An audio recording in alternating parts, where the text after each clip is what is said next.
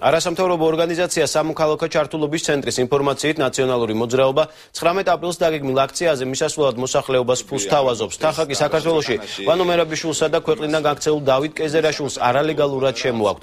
ორგანიზაციის წევრები ლევან ჩიტაძე და ლევან გოგიჩაიშვილი კონკრეტულ თანხასაც ასახელებენ, რომელიც ნაციონალურმა მოძრაობამ უკვე შესთავაზა რამდენიმე სპორტსმენს. მოკლევის მიზნით მათი გვარები უკვე გადაეგზავნა პროკურატურას. თუ კი ქვეყნის უსაფრთხოებაზე ხელისუფლება მუშაობს და თუ რაიმე უწყება. ჩვენ ვაკეთებთ ამას უკვე საქმე ეხება არალეგალური გზებით ნაშოვნი ფულის საზღვარგარეთიდან, ასევე არალეგალური გზებით საქართველოში შემოდინებას.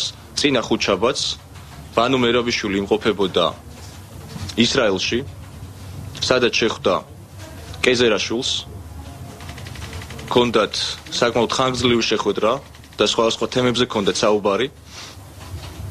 მათ შორის კეზერაშვილის ოჯახის წევრებს უნდა მოეპოვებინათ საქართველოს მოქალაქეობა.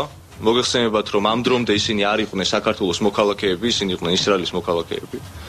გაიხსნათ საქართველოში ანგარიშები, შეექმნათ ფონდები და დაეწყოთ ფულის გადმორიცხვა საქართველოში.